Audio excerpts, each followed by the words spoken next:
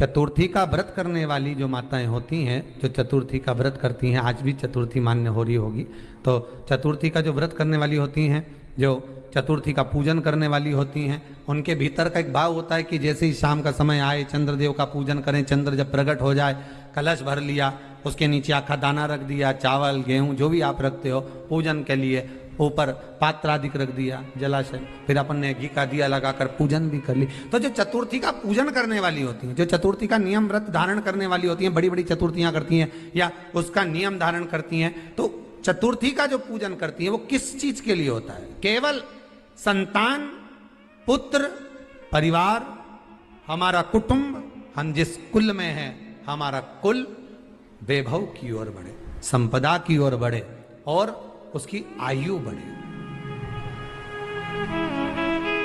उसकी आयु बढ़े, वैभव बढ़े।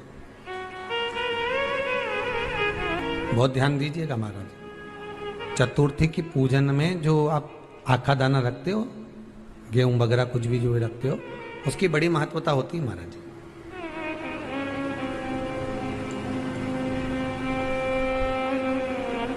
यहां तक कहा गया है, चतुर्थी की कथा तो आप लोग पढ़ते होंगे, जो लोग पढ़ते हैं उनको मालूम होगा, चतुर्थी की कथा में लिखा है,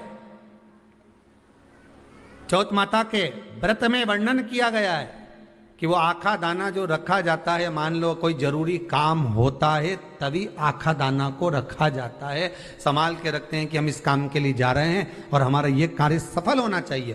तो जिसने चतुर्थी का व्रत करा है, जिसने चंद्रदेव का पूजन करा, चतुर्थी का व्रत करा, वो गणेश जी से विनती करके वहां से 2-4 आखा दाना उठा ले, और जो व्यक्ति का काम अटक रहा है अपने ही घर का, पर दूसरे कुल को नहीं देना, अपने ही कुल के अंतर्गत जो काम अटक रहा है उसकी जेब में, उसके पल्लू में उस चीज को रख दिया जाए। तो चतुर्थी जो अगली आती है, जैसे आप महीने की करते हो तो महीने की, और आप जैसे करते हो कि 4 अलग बड़ी बड़ी चतुर्थी करते हो तो उसके अनुसार आपका कार्य सिद्ध होता ही है। उस आखे दाने का इतना महत्व होता है क्योंकि चतुर्थी का व्रत करने वाली माता जब व्रत करती है तो स्वयं चतुर्थी की कथा में लिखा हुआ है कि पार्वती जी गणेश जी से चतुर्थी की कथा बचवाती।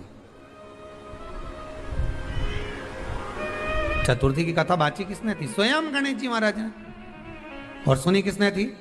माता पार्वती। बाचने वाले गणेश जी थे, सुनने वाली माता पार्वती थी। तो चतुर्थी की कथा जब होती है तो उसको स्वयं गणेश जी बाच रहे हैं, तो व्रत कौन सुन रही है? माता पार्वती। और आपने जो आखा दाना लिया वो गणेश जी के भाव से लिया, गणेश जी से निवेदन करके, विनय करके, प्रार्थना कर कर उसको प्राप्त किया, आपने उसको लिया।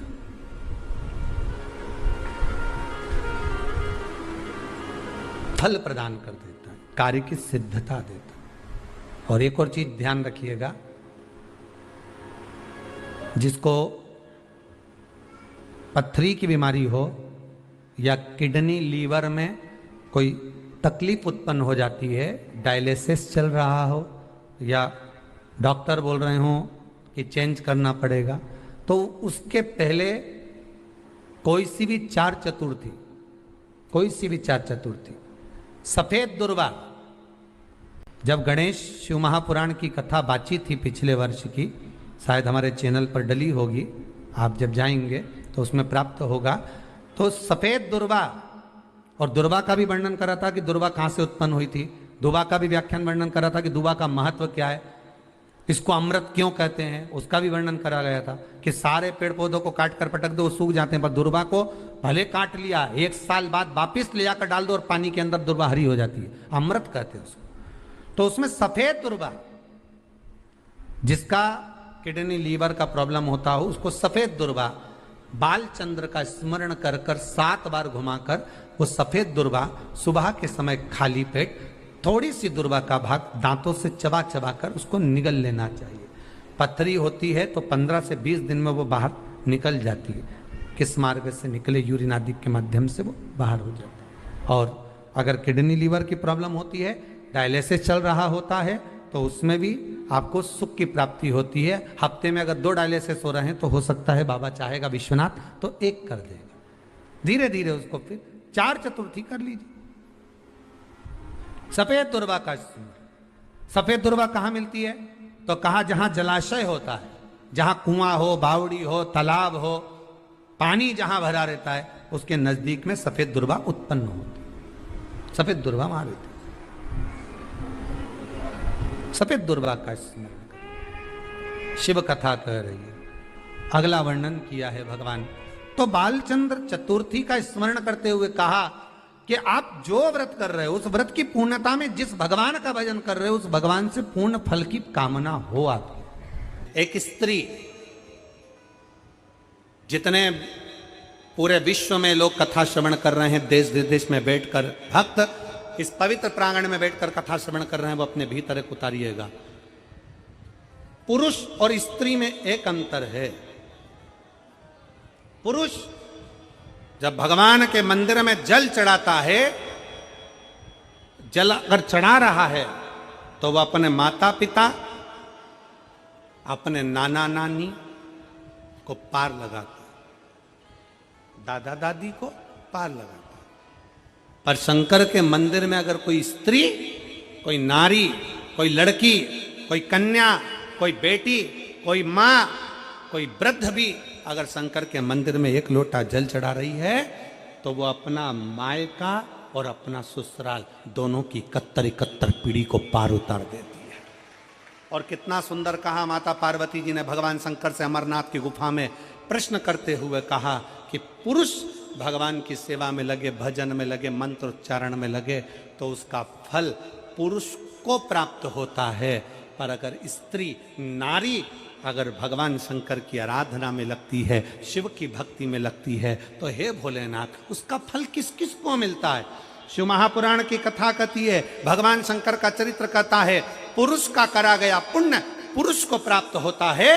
पर केवल भारत की भूमि पर एक नारी एक ऐसी होती है, स्त्री ऐसी होती है जिसने अगर सोमवार का व्रत कर लिया, मंगलवार का व्रत कर लिया, तीज का व्रत कर लिया, चतुर्थी का व्रत कर लिया, छठ का व्रत कर लिया, पंचमी का व्रत कर लिया, नवरात्रे के व्रत कर लिए, कोई सा व्रत, कोई सी पूजन अगर भारत की भूमि हो, चाहे देश विदेश की नारी हो, अगर कोई स्त्री व्रत करती है तो उसका फल केवल स्त्री अकेली को नहीं मिलता, उसका फल उसके बेटे को, उसकी बेटी को, उसके पति को, उसके ससुर को, उसकी सास को और उसके मायके को, सबको प्राप्त होता है। ये नारी के द्वारा किया गया पुण्य का फल उसके पूरे परिवार को मिलता है, पूरे परिवार।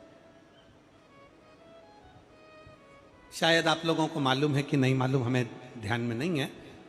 करवा चौथ का व्रत किसके लिए होता है? जम के बोलो जरा, इधर होता है कि नहीं होता छत्तीसगढ़ में? अरे जम के तो बोलो, होता है। किसके लिए करते हो? पति की लंबी उम्र के लिए, ठीक है। और ये पूरी दुनिया जानती है कि करवा चौथ का व्रत पति की लंबी उम्र के लिए होता है। पर कभी मौका मिल जाए तो एक बार गणेश पुराण को पढ़िएगा, और गणेश पुराण में और देवी भागवत में दोनों में स्पष्ट वर्णन आता है कि अगर स्त्री चतुर्थी का व्रत करती है, चाहे वो करवा चौथ हो, चाहे बड़ी चतुर्थी हो, छोटी चतुर्थी हो, किसी भी चतुर्थी का व्रत अगर स्त्री करती है तो उसके पति का तो उम्र बढ़ता ही है, साथ में उसके पुत्र का वैभव भी बढ़ता है, उसके पुत्र का वैभव भी बढ़ता है,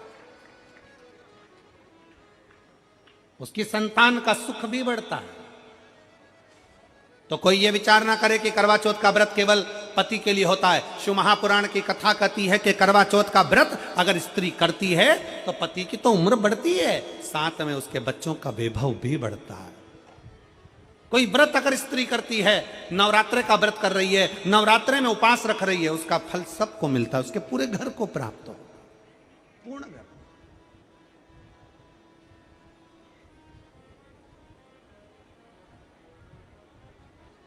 शिव तत्व,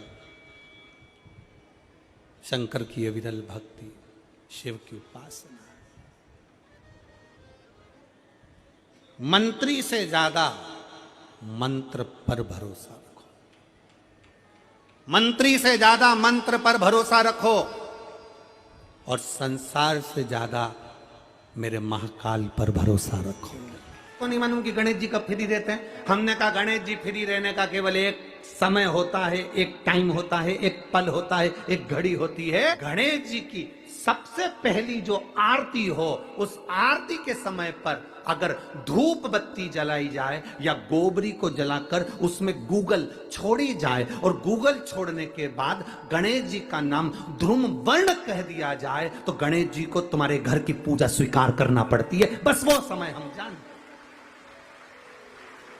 हम तो बस उतना जानते हैं कि शिव महापुराण में लिखा और मुद्गल पुराण में लिखा, गणेश पुराण में लिखा, गणेश जी का एक नाम होता है ध्रुम वर्ण। क्या नाम है? ध्रुम वर्ण गणेश जी का एक नाम होता है। जब हम धूप जलाकर और धूप लगाने के बाद में गणेश जी की सबसे पहली आरती करने के पहले अगर हम सबसे पहली आरती गणेश जी की कर रहे हो, अपने घर में स्थापना कर रहे हो, बिठा रहे हो, और तुम चाहते हो कि गणेश जी मेरे घर में आके मेरी पूजा को स्वीकार करें और जो मांगू मेरा गणेश मुझे दे 10 दिन के अंदर, तो पहला नाम लेकर पुकार लेना ध्रुम वर्ण विनायक, बैठो, बस काम हो गया। वो फिर ही होकर आता, वो बैठता अलमस्तता में बैठता। अब वो हमसे पूछे समय क्या है, हमने कहा देखो हमारे को तो मालूम नहीं, बस इतना जरूर जानते हैं कि ध्रुम वर्ण नाम के मेरे विनायक, जो जिनके शरीर से भक्तों के ताप मिटाने के लिए अग्नि तेज निकलता रहता है, जिनके शरीर से धुएं की भांति अग्नि प्रकट होती रहती है।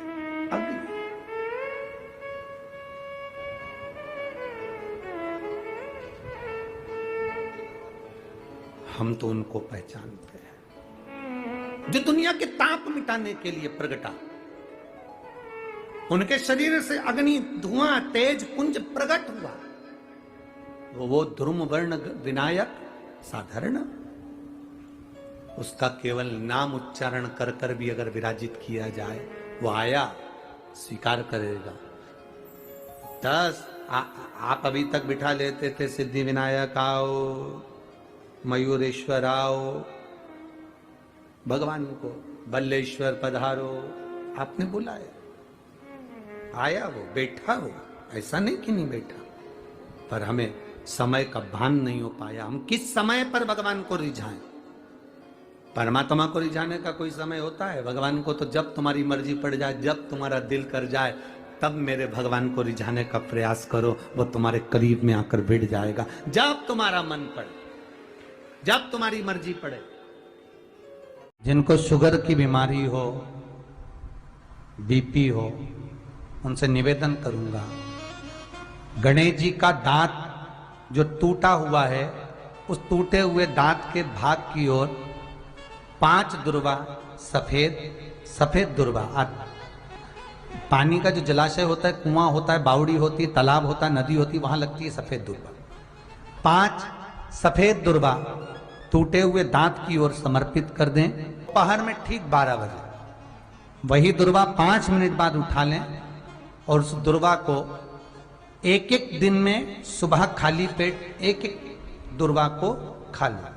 महाराज, आपका शुगर और बीपी लेवल में मिलेगा। आपने मुझे दुर्वा समर्पित करी है, ये दुर्वा जो मुझे देगा वो वैभव प्राप्त करेगा, जो दुर्वा मुझे समर्पित करेगा उसके जीवन में रोग दूर हटेगा। शंकर भगवान कहते हैं, गणेश ये दुर्वा, इस दुर्वा का अलग अलग महत्व है। महाराज, कुएं के पास की सफेद दुर्वा, कुएं के पास की सफेद दुर्वा, यदि 41 दुर्वा प्रत्येक बुधवार को गांठ लगाकर गणेश जी को समर्पित कर कर वापिस उठाकर उस दुर्वा को खाली पेट, आपके घर में भी गणेश जी होंगे, उनको समर्पित करो, खाली पेट इस दुर्वा को केवल चबा चबा कर खा लो और आधे घंटे बाद पानी को पी लो। बुधवार की बुधवार 5 बुधवार करना, गणेश जी को चढ़ाना, सफेद दुर्वा को गणेश जी को समर्पित कर कर चबा चबा कर खाना। उदर की प्रॉब्लम, जो भी मसा आदि की प्रॉब्लम होती है, उदर से जुड़ी हुई होती है, जिस चीज से जुड़ी होगी, पेट की जितनी प्रॉब्लम होगी, आपको जितनी भी प्रॉब्लम होगी, वो सारी 5 बुधवार करना, 6ठे बुधवार को जरूरत ही नहीं पड़ेगी। कितनी भी प्रॉब्लम हो पेट से, कितनी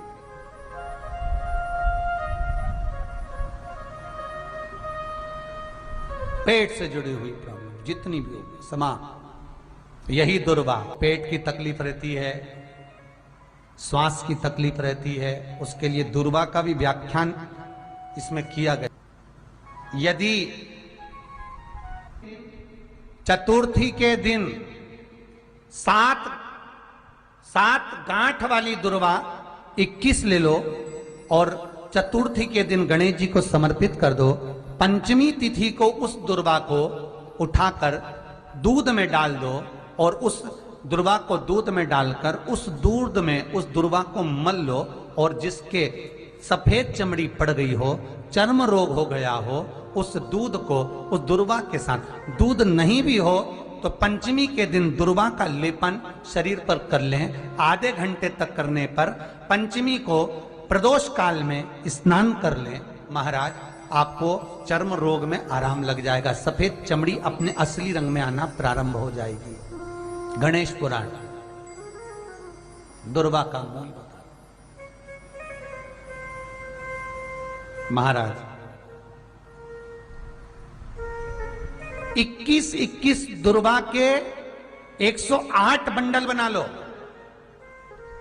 अगर एग्जाम में बैठ रहे हो, सरकारी परीक्षा में बैठ रहे हो, पास नहीं हो रहे, नौकरी नहीं लग रही, बहुत जगह इंटरव्यू दे दिया, 21 दुर्वा के 108 बंडल बनाओ, उसकी माला बनाओ और देवी के मंदिर में, माता जगदम्बा के मंदिर में, अर्थात जहां शंकर पार्वती पूर्ण परिवार विराजमान हो, ऐसे देवी के मंदिर में गणेश जी के गले में वो माला अर्पण करिया है, अपना नाम बोलकर और जिस एग्जाम में बैठ रहे हैं उसका भाव वर्णन कर कर महाराज, और वहीं से एक पुष्प लेकर अपने कमरे में जहां पढ़ते हो कांच की प्लेट में उस फूल को रख दीजिए और दूसरे दिन एग्जाम के लिए चले जाइए। आपको उसका फल अवश्य मिलेगा, अवश्य मिलेगा, आप उसमें उत्तीर्ण होंगे, फल प्राप्त होगा। दुर्वा सुख का अनुभव करा देता, आनंद का अनुभव। घर में शांति ही ना रहती हो, सुख ही नहीं है,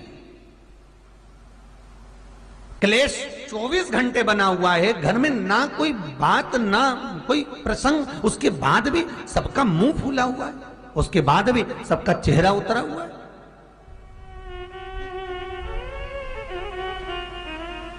जिस घर में सुख और शांति ये दोनों चीजें नहीं हैं, वो निवेदन है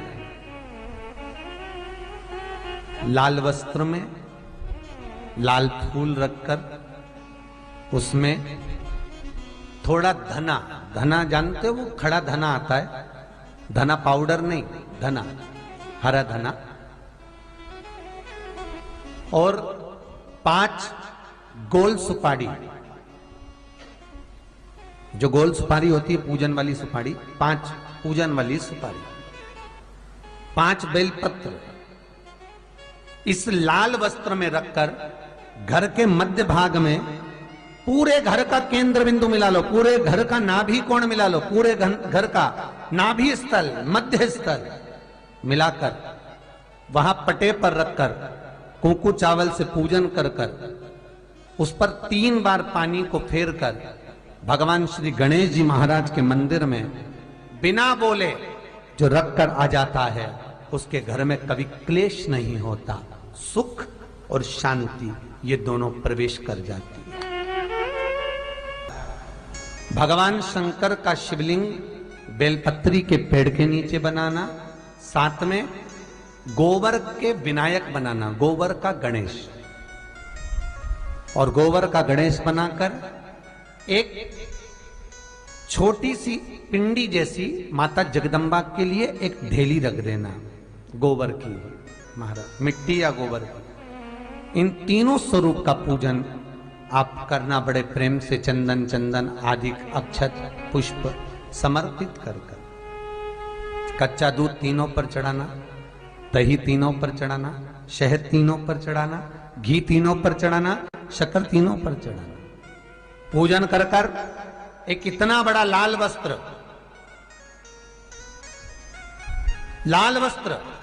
उस लाल वस्त्र पर अपने हाथ के छापे बनाकर कामना कर कर कि हम पति पत्नी में कभी झगड़ा ना हो, प्रेम बढ़े, क्लेश ना हो, आनंद बढ़े,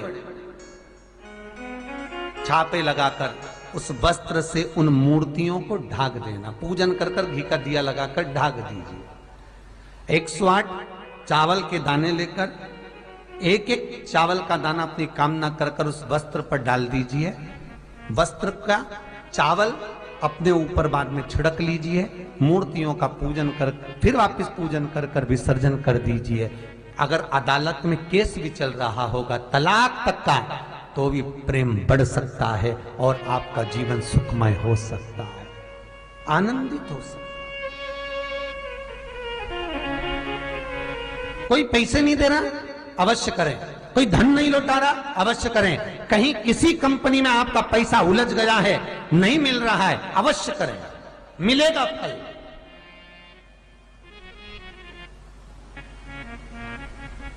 लाखों रुपए डूब रहे हैं, एक बार करने में क्या जाता है, निकल आएगा पैसा। कामना कर कर कर। निवेदन है आपसे, दिन तुम्हारा प्रदोष का व्रत रहता है, जिस दिन तुम्हारा एकादशी का व्रत रहता है, जिस दिन तुम्हारा सोमवार का व्रत रहता है, जिस दिन तुम्हारा मंगलवार का व्रत रहता है, जिस दिन तुम्हारा कोई व्रत रहता है, सबसे ज्यादा गुस्सा तुम्हें उसी दिन आता है। सबसे ज्यादा क्रोध किस दिन आएगा? उसी दिन आएगा। क्यों? क्योंकि तुमने जो व्रत करा, उस व्रत में तुम्हारे मुख से ऐसा शब्द निकलना चाहिए, ऐसा शब्द निकलना चाहिए जिसके कारण तुम्हारा करा हुआ सारा व्रत बस गलत बोलने से, आड़ा टेढ़ा बोलने से, अपशब्द बोलने से वो व्रत पूरा की पूरा खंडित हो जाए, पूरा खंडित।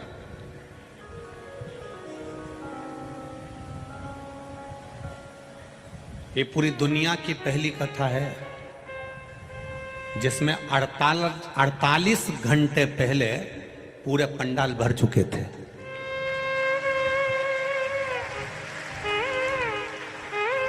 ये दुनिया की पहली कथा है। इतने बड़े बड़े पंडाल 48 घंटे पहले भर चुके थे और कई कई मैडम हो नवाएंगी खजूर वाली चोटी कर करके और कहेंगी हमको आगे बैठने दो, तुम हमें पहचानते नहीं हो। तो मेरा निवेदन है, हम किसी को नहीं जानते, हम सब इकट्ठे और महाकाल के पट्टे हैं। बहुत सारे आएंगे, आंख दिखाएंगे, तुमसे कहेंगे तुम बाद में मिल लेना, तो कह देना जिसने कहा बाद में मिल लेंगे, हम उनसे बाद में, हम क्या मिलेंगे, महाकाल राजा मिलेगा। आपसे निवेदन है, विचार करना। ये 48 घंटे से बैठे हैं। कितने घंटे से? 48 घंटे से आस लगा के बैठे हैं।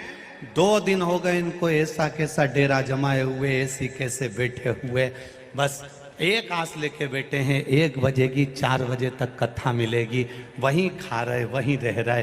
भक्त लोग सेवा में लगे, कोई केला बांट रहा, कोई बॉटल बांट रहा, पानी दे रहा, कोई कुछ ले आकर दे रहा, कोई बिस्कुट दे रहा, अपनी जगह पर 48 घंटे से बैठकर कथा का इंतजार कर रहे हैं। और तुम 2 मिनट में न लाइन खींच के, न डब्बा भर के, न धागा से नुचवाई के, तुरंत जाके बैठ जाओ। नहीं, कथा में हम आगे बैठे तो फिर तुम सोचो कि महाकाल राजा है, वो साधारण नहीं, न्याय बहुत प्रबल करता है, उसको तुमने अभी जाना नहीं है। बहुत करो भजन, स्मरण करिए, भक्ति करिए, नाम जाप करिए, नाम कीर्तन करिए, मंत्र जाप करिए, भगवान की भजन करिए।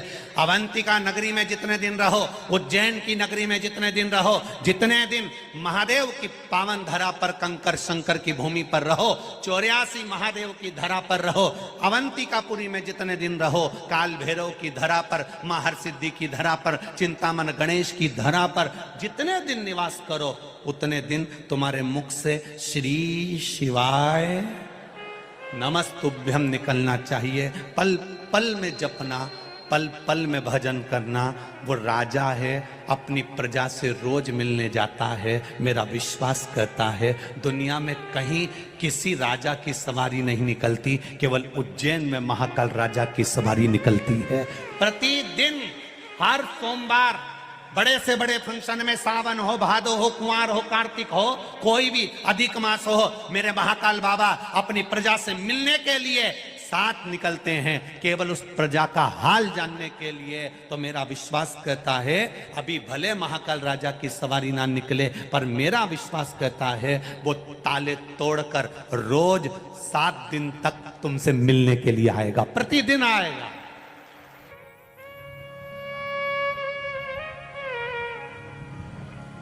पुजारी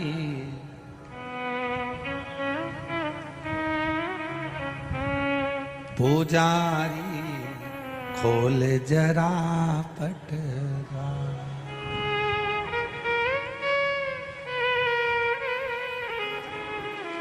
अरे बंद कोठरी में बैठा, ऐसे ही बैठा है वहां, अरे बंद कोठरी में बैठा मेरा महाकाल सरकार, पुजारी पुजारी।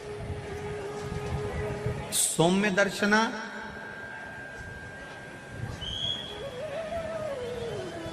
जो राजा भर्तरी राजा विक्रमादित्य की माता है, जो रोज प्रतिदिन भगवान शंकर के मंदिर जाना, शिव जी पर जल चढ़ाना, शंकर का गुणगान करना, शिव भक्ति को करना, शिव भजन को करना, शंकर भगवान के स्मरण में डूबी रहना, वो कोई साधारण नहीं है।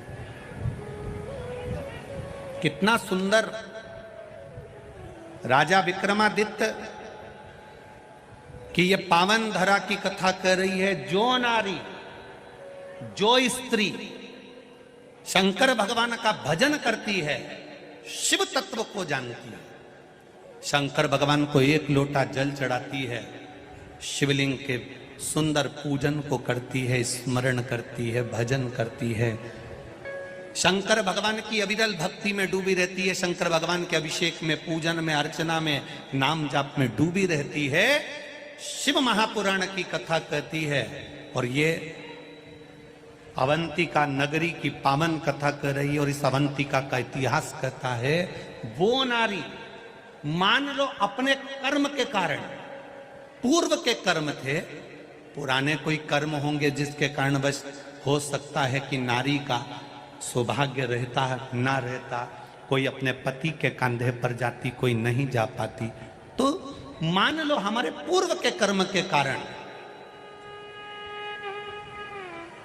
अगर नारी के जीवन में कोई कष्ट आ जाता है, तो शिव महापुराण की कथा कहती है राजा भर्तरी की माता, राजा विक्रमादित्य की माता सौम्य दर्शना का चरित्र कहता है कि स्वयं देवादिदेव महादेव कहते हैं, सौम्य दर्शना, जो नारी तेरे जैसी शंकर की आराधना में डूबी रहती है, वो नारी फिर अगला जन्म ना तो कभी बेधब्य का पाती हो, ना कभी बांझ का पाती है, उसको शिव स्वयं भक्ति प्रदान करता है।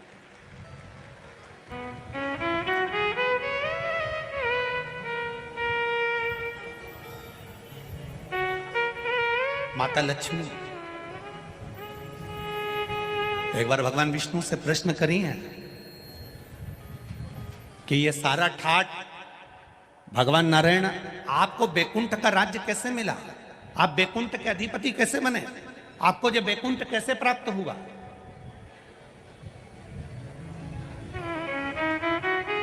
राम जी महाराज, भगवान विष्णु आप राम जी के अवतार हुए, राम जी बनकर आपने अयोध्या का राज्य भोगा, कृष्ण का अवतार लिया, द्वारका का राज्य भोगा, मथुरा का राज्य भोगा, ब्रज का राज्य भोगा।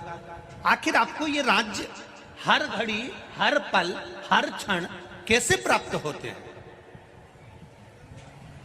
किस तरह से? भगवान विष्णु से माता लक्ष्मी ने प्रश्न करा है विष्णु पुराण के अंतर्गत, और कुर्म पुराण में भी, कुर्म पुराण में भी इसका वर्णन प्रश्न किया, ये आपको सुख कैसे मिल जाता है?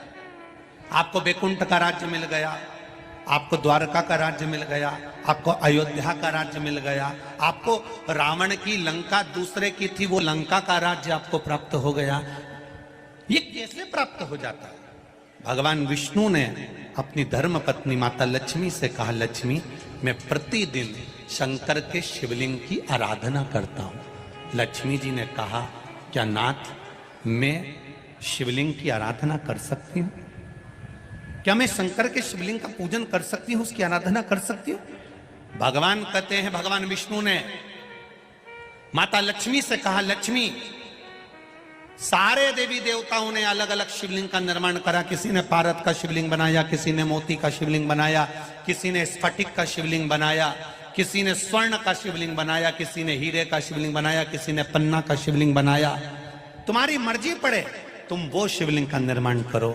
माता लक्ष्मी ने सुंदर आनंद के साथ एक पुखराज का शिवलिंग का निर्माण करा और सुंदर माता ने उस शिवलिंग की आराधना और पूजन करना प्रारंभ कर दिया। अब क्या मिला माता लक्ष्मी जी को?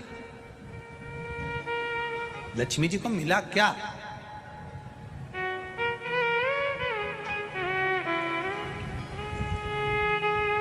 क्या प्राप्त हुआ माता लक्ष्मी जी?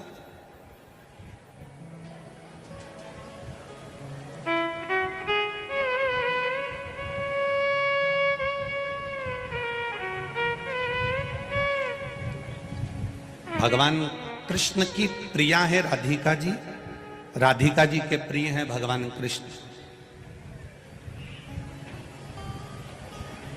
राम जी को बीच में कुब्जा भी मिली, सुपनखा भी मिली, पर मेरे नारायण को बहुत कुछ प्राप्त हुआ, पर आज भी लक्ष्मी जी को क्या मिला है? तो कहा, लक्ष्मी तुम किस चीज के लिए शिव जी की आराधना कर रही हो? लक्ष्मी जी कहती हैं, बस आपके चरण की सेवा मुझे दिन रात मिले। नारायण कहते हैं, मैं तो भगवान शिव के सेवा में लगा रहता हूं और आप मेरे चरण की सेवा मांग रही हो? तो मेरे चरण की सेवा इससे नहीं मिल सकती।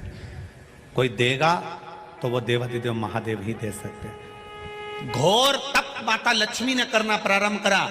शिवलिंग का स्नान कराती, शंकर भगवान का अभिषेक करती, शंकर भगवान की पूजन करती, शिव जी का सुंदर आनंद से श्रृंगार करती। मेरे देवाधिदेव महादेव, मेरे काल अधिपति महाकाल राजा, मेरे विश्वनाथ भगवान स्वयं उस शिवलिंग में से प्रकट होकर बोले, लक्ष्मी तुम्हें क्या चाहिए? लक्ष्मी जी कहती हैं, प्रभु आपने मेरा विवाह नारायण के साथ तो कर दिया, पर नारायण दिन रात आपकी सेवा में लगे रहते हैं, तो उनके चरण मुझे नहीं मिल पाते। शंकर भगवान ने कहा, मैं वचन देता हूं लक्ष्मी, तो उनके चरणों में सदा विराजमान मिलेगी।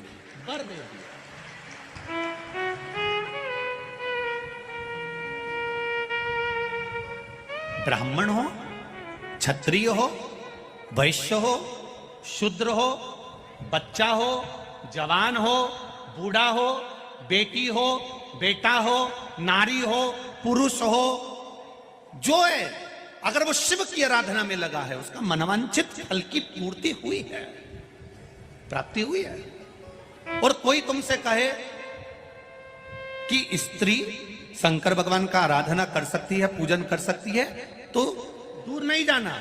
ये जो शिव पुराण है हमारे पास में, गीता प्रेस गोरखपुर की, उसका दर्शन मैं आपको करा देता हूं।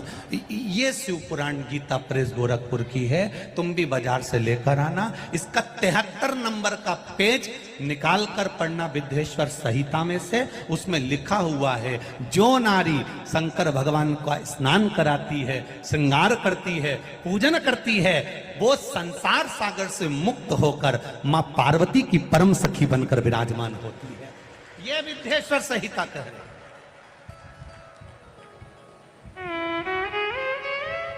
और इसी शिव महापुराण का 73वें नंबर का पेज पढ़ने के बाद में 75 नंबर पेज को पढ़ना विद्येश्वर संहिता का।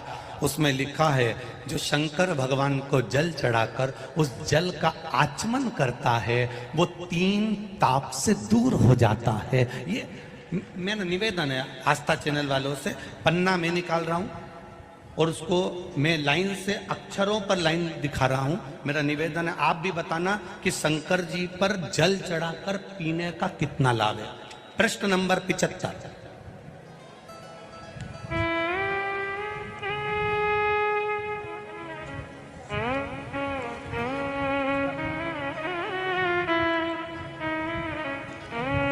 अब आस्था चैनल से निवेदन है, और आप सब भी एलसीडी पर ध्यान देंगे, और अपने अपने मोबाइल पर भी, जितने लोग टीवी पर कथा सुन रहे हैं वो, मोबाइल पर सुनने वाले वो, जो लोग कहते हैं शिव जी पर जल चढ़ा हुआ नहीं पीना चाहिए, उसके लिए मेरे वेद व्यास जी लिख रहे हैं, पेज नंबर 75, विद्येश्वर संहिता। ध्यान रखिएगा, जो मनुष्य, उंगली पर ध्यान देंगे जो टीवी पर चल रही है, जो मनुष्य शिवलिंग को विधि पूर्वक स्नान कराकर उस स्नान के जल का 3 बार आचमन करता है, उसके कायिक, वाचिक और मानसिक तीनों प्रकार के पाप शीघ्र नष्ट हो जाते हैं। ये शिव पुराण। अब शंकर भगवान के शिवलिंग पर चढ़ा हुआ नैवेद्य, शंकर भगवान के शिवलिंग पर चढ़ा हुआ प्रसाद खा सकते हैं कि नहीं खा सकते? कोई कहता है महाराज जी स्वान की योनि हो जाएगी, कुत्ता बन जाओगे, कोई कहेगा ये बन जाओगे, कोई कहेगा वो बन जाओगे। अब उसको पढ़िए, पेज नंबर 75, शिव महापुराण विद्येश्वर संहिता। मेरी उंगली चल रही है, वहां पर ध्यान देना। भगवान शिव का नैवेद्य अग्रह है। इस भगवान भावना को मन से निकाल दें कि शिव जी का चढ़ा हुआ प्रसाद नहीं खाया जाता, ये भावना मन से निकालें।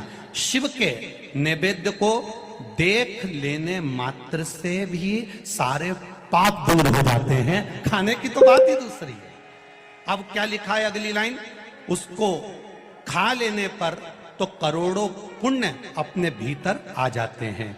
आए हुए शिव नैवेद्य को, जो शंकर का प्रसाद है, शिव जी पे चढ़ा हुआ नैवेद्य है, अगर वो आपके सामने आ जाए उसको सिर झुकाकर प्रसन्नता पूर्वक खा लेना चाहिए। जो शंकर के चढ़े हुए नैवेद्य को ये कह देता है कि थोड़ी देर से खाऊंगा, वो पाप में लिप्त होता चले जाता है। यहां तक उसका वर्णन किया, वो मनुष्य पाप में बंध जाता है। इसलिए शंकर को चढ़ा हुआ नैवेद्य, भगवान का बस केवल नैवेद्य का दर्शन ही हो जाए तो जीव कोटि कोटि पुण्य प्राप्त कर लेता है। वो शिव तत्व है, ये शिव महापुराण है। अब आज के जमाने में नए नए पंथ बन गए, नए नए पंथ चल गए, तो उन्होंने अपने को उठाने के लिए शंकर जी की निंदा कर दी। शिव जी के मंदिर मत जाना, शंकर का प्रसाद मत लेना, शिव जी को देखना मत, शंकर के द्वार मत जाना। हम किसी पंथ की पुस्तक की बात नहीं करते, क्योंकि सबने अपने अपने पंथ बनाए तो सबने अपने अपने भाव से लिखा। हम वेद व्यास जी ने जो विद्येश्वर संहिता में लिखा, उस शिव महापुराण का वर्णन करते हैं, जो आपने 75 नंबर पेज गीता प्रेस गोरखपुर की शिव महापुराण पुस्तक का आनंद करते हुए इस पुराण में पढ़ा, विद्येश्वर संहिता।